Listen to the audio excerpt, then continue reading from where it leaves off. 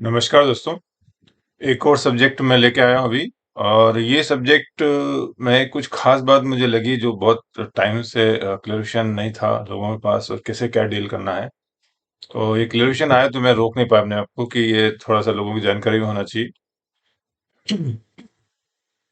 तो ये जो सब रेलवे बोर्ड ने लेटर निकाला है 24 मार्च 2023 का है, जिसमें सब्जेक्ट बोला है कि clarification regarding re medical examination of employee selected through general departmental competition examination.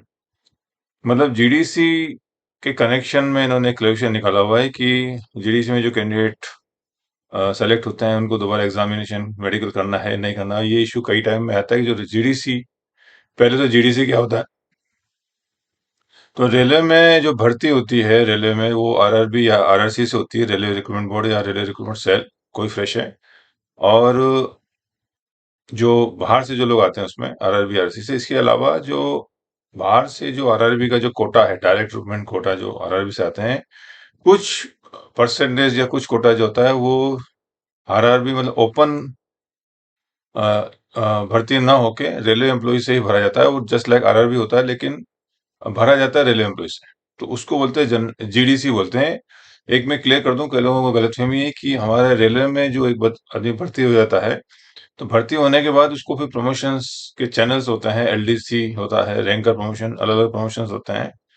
लेकिन कई लोगों को गलतफहमी होती है जीडीसी भी एक प्रमोशनल कोटा है। तो मैं बता दूं कि जीडीसी प्रमोशनल कोटा नहीं है, प्रमोशनल चैनल नहीं है। जीडीसी सिर्फ जो आरआरबी से जो भर्ती होती है, ओपन लाइन जो भर्ती होती है बाहर के लोगों से, उसमें सर्टेन कोटा, कुछ पार्ट जो होता है वो रेलवे एम्प्लॉय से भरा जाता है। उसको बोलते हैं जनरल डिपार्टमेंटल कॉम्पिटिटिव एग्जाम, जिसमें वो जो स्टैंडर्ड होते हैं सारे आरआरबी के होते हैं 100%, जिसमें एजुकेशन क्वालिफिकेशन मेडिकल स्टैंडर्ड सब होते हैं।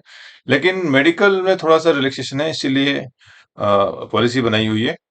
तो इसमें हम चलते हैं। सबसे पहले ये कुछ नॉर्दर्न रेलवे ने कोई क्लेरिफिकेशन मांगा था, जिसमें रेलवे बोर्ड ने नॉर्दर्न रेलवे को दिया हुआ है। पहला क्लेरिफिकेशन ये था कि whether RRC NR eligibility condition, that is those employees who have been declared medical unfit at the time of initial appointment in the prescribed medical standard of the post need not to apply। तो इन्होंने पूछा है कि जो already medical unfit हो गए initial time पे, उनको दोबारा मेडिकल के लिए अप्लाई ना करें। तो रेलवे बोर्ड बोला है कि इट इज नॉट इनकरेक्ट, मतलब गलत नहीं है मतलब, लेकिन बोला कि the practice being followed by the other RRCs is that employ must ensure that they fulfil the prescribe medical standard for opted post. मतलब उन्होंने कहा था कि जो एम्प्लॉयज है उनको एंश्योर करना है कि वो प्रिस्क्राइब मेडिकल कैटेगरी जो है उसके लिए फिट है अप्लाई करने से पहले। तो इसमें एक पहला क्लेरिफिकेशन तो ये दिया हुआ है। दूसरा क्लेरिफिकेशन ये दिया है कि weather a candidate who has been declared unfit for certain medical category once at the time of initial appointment can be sent for re-medical examination in the same category again if yes under which rule। कि एक बार जो बंदा particular certain medical category के लिए fail हो गया है, तो क्या उसको दोबारा री मेडिकल एग्जाम से भेजा जा सकता है। तो यहाँ रेलवे बोर्ड ने मना कर दिया है। ये जीडीसी कनेक्शन बात हो रही है कि जीडीसी में जब पर्टिकुलर एक इनिशियल टाइम पे एक सर्टेन मेडिकल कैटेगरी का मतलब हो गया A1 B1 A2 B1 B2 C1 C2 में अगर एक बार फेल हो गया तो आप इसके लिए नहीं भेजा जाएगा, मना कर दिया इसमें। तीसरा कंडीशन यह है कि GDC for GDC whether the candidate is to be examined as per medical standard of a fresh candidate or a survey candidate। ये बहुत इंपॉर्टेंट क्वेश्चन है, इसीलिए मैंने वीडियो बनाया है। जो मेन वीडियो बनाने के पीछे मेरा मकसद है वो सीरियल नंबर 3 और सीरियल नंबर 4 मेन है, इसलिए मैंने ये वीडियो बनाया है।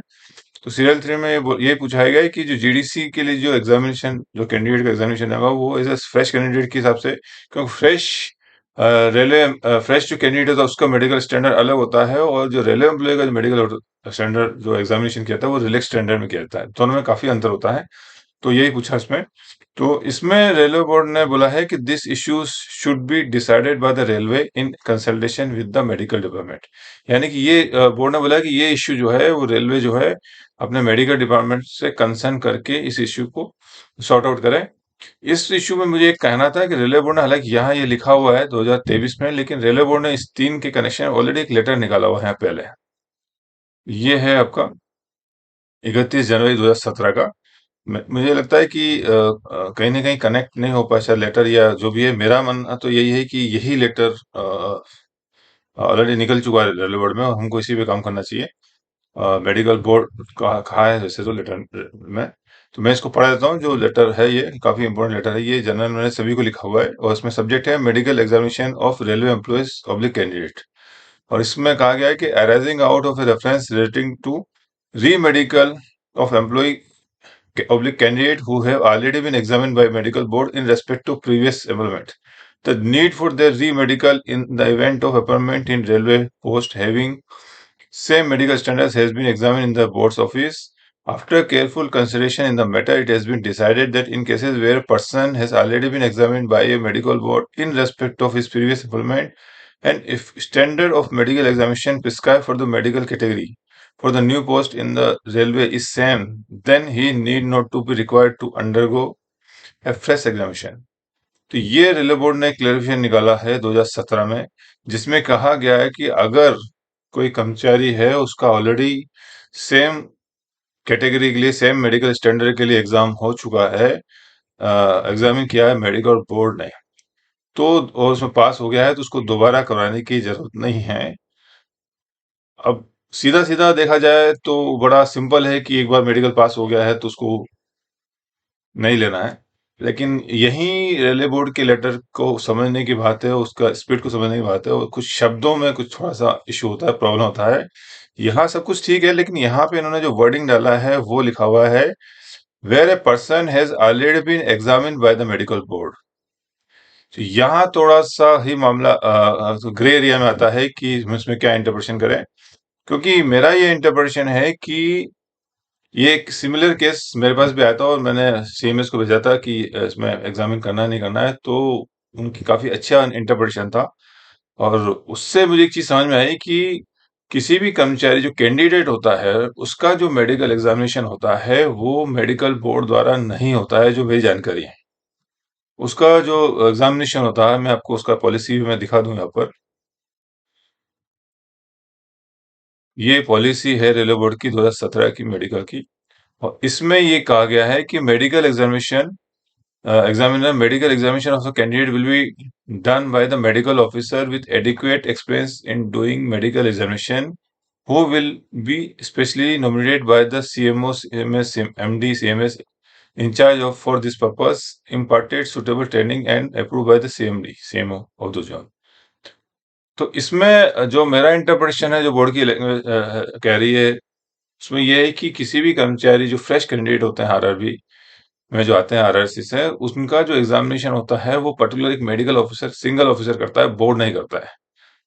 और इसी में जब सेकंड पार्ट है, इसमें जब बता दूं, if a candidate has been found to be unfit on any ground, the medical examiner will not issue a certificate and will put up the detailed medical examination report to the CMO, MD, CMS, ACMS in charge of the unit, sub division production unit. और फिर तीसरा ये बोल रहा है, point बोलता है CMO, CMS, MD, ACMS in charge will then constitute a 3 member medical committee consisting of a specialist in the concerned field, any medical officer other than one who conduct the first medical examination, तीसरा any senior officer.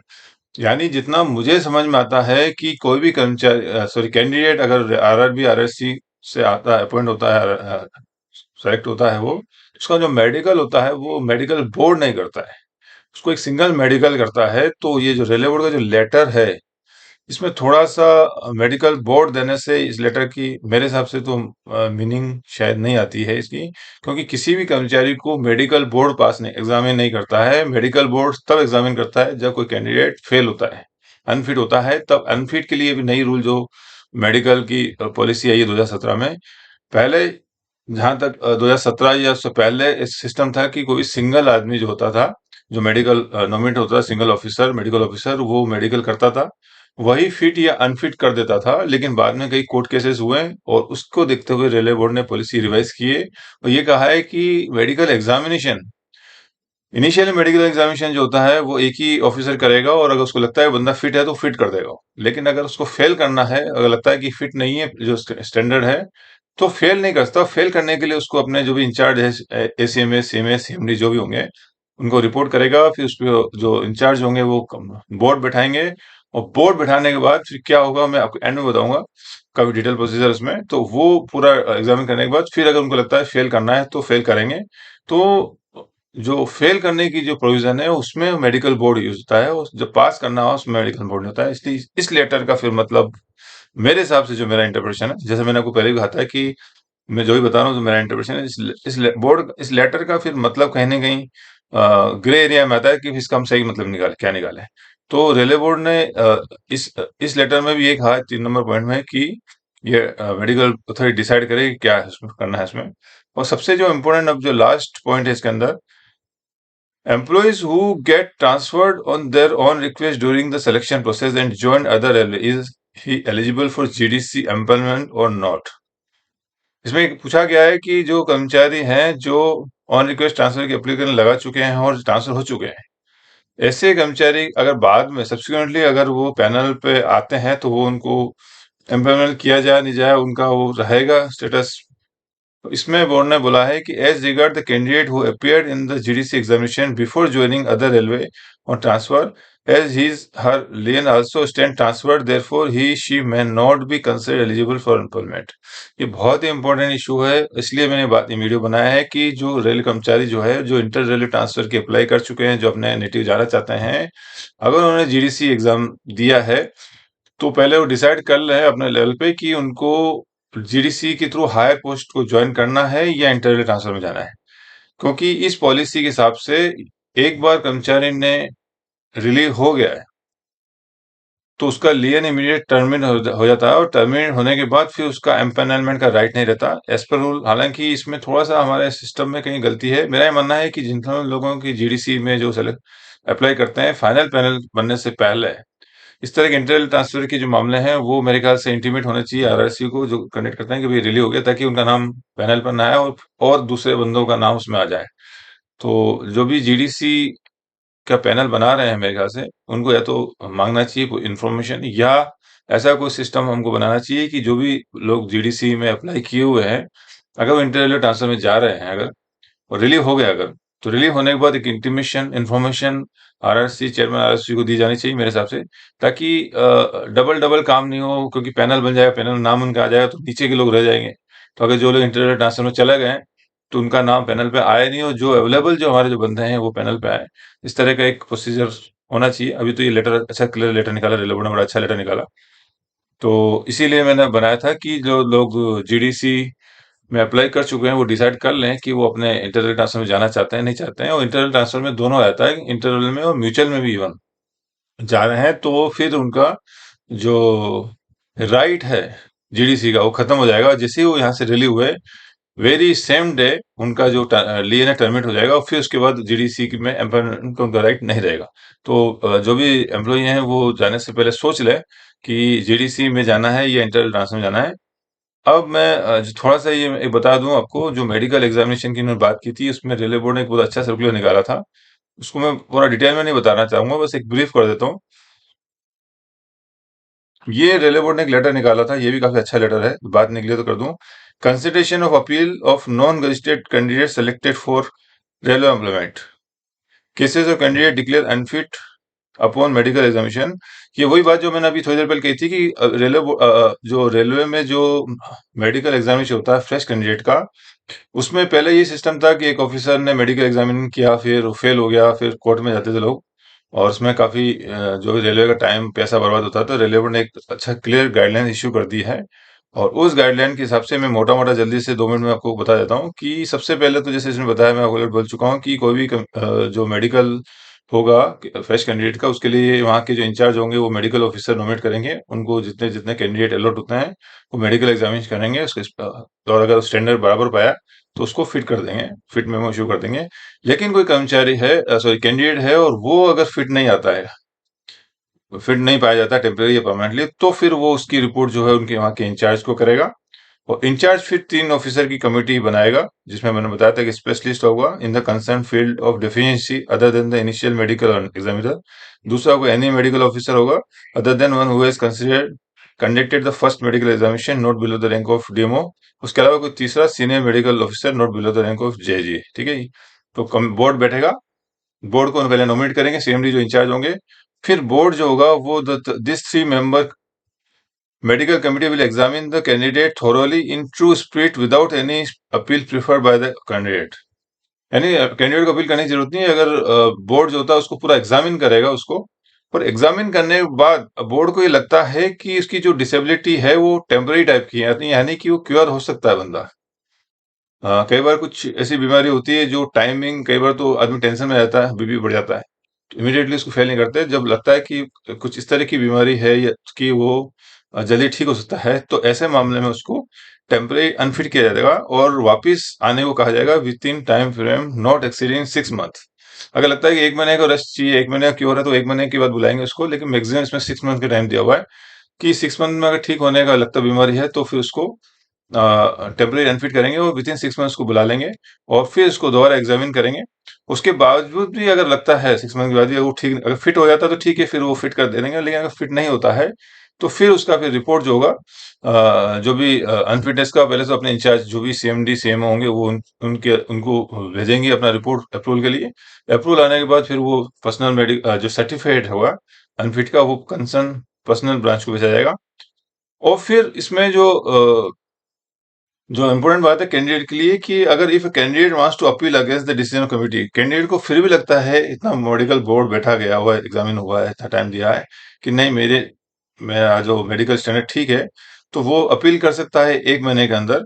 और उसके साथ appeal करने की condition है कि उसको appeal करने के साथ जो है गवर्नमेंट या प्राइवेट डॉक्टर जो कि उस फील्ड में जिस सब्जेक्ट पे जिस इश्यू में उसको अनफिट किया गया है, मेडिकल में जैसे आई साइट है तो आई स्पेशलिस्ट का, और कोई प्रॉब्लम है तो जिस प्रॉब्लम की वजह से, जो डेफिशिएंसी की वजह से उसको अनफिट किया है, उस डेफिशिएंसी के स्पेशलिस्ट से वो लिखा सर्टिफिकेट लेगा कि भाई मुझे मालूम है, I am well aware of the fact that he is being declared unfit regarding this reason. उसको मालूम होना चाहिए ऑफिसर को कि इस वजह से उसको अनफिट किया गया है। और अनफिट, लेकिन अभी मैंने दोबारा उसको चेक कर लिया, एग्जामिन कर लिया है, बराबर है ये, अब ये फिट है बंदा। इस तरह का एक सर्टिफिकेट और जो कंसर्न जो प्राइवेट डॉक्टर गवर्नमेंट डॉक्टर लिख के देगा, उसके बेस पे फिर वो उस जोन के सीएमडी को वो अपील करेगा। और साथ में इसमें बताया कि उसकी चार्ज भी उसको भरना पड़ेगा जो कि डीडीए में 1,000 रुपए है। और उसके बाद where CMD is of the opinion that they should be re examine in the case of appeal, he may nominate medical board to re examine the case. तो अगर फिर जो अपील होगा विथ 1,000 का डीडी के साथ, सीएमडी को लगेगा उसके डॉक्यूमेंट देखे कि भाई हाँ इसमें जो है री एग्जामिनेशन का बनता औचित्य बनता है, तो फिर वो री एग्जामिन के लिए दोबारा बोर्ड बैठेंगे। बोर्ड बैठने के बाद फिर बोर्ड वापस वही एग्जामिनेशन पूरा कंडक्ट करेगा और कंडक्ट करने के बाद अगर उसको वो फिट हो जाता है तो उसका जो पैसा उसने भरा है उसको वापस लौटा दिया जाएगा। और अगर वापस वो अनफिट ही रहता है तो फिर वो पैसा जो है रेलवे रिव्यू में जमा कर दिया जाएगा। तो ये एक प्रोविजन, री मेडिकल का एक नया प्रोविजन जो है रेलवे बोर्ड ने 2017 में निकला था, ये भी मुझे तो अच्छा लगा, तो मैंने कहा चलो आज ये शेयर कर लें। तो ये दो इश्यूज थे। मेन तो जीडीसी का था कि जो भी कैंडिडेट जीडीसी में अप्लाई कर रहे हैं और आगे आगे अपने करियर में आगे बढ़ना चाहते हैं, तो वो इंटर रेलवे ट्रांसफर से पहले सोच लें कि इंटर रेलवे ट्रांसफर में जाना चाहते हैं या जीडीसी के थ्रू आगे जाना चाहते हैं। अपना डिसाइड करके ही वो आगे डिसीजन ले। बस धन्यवाद, मैं यही कहना चाहता था।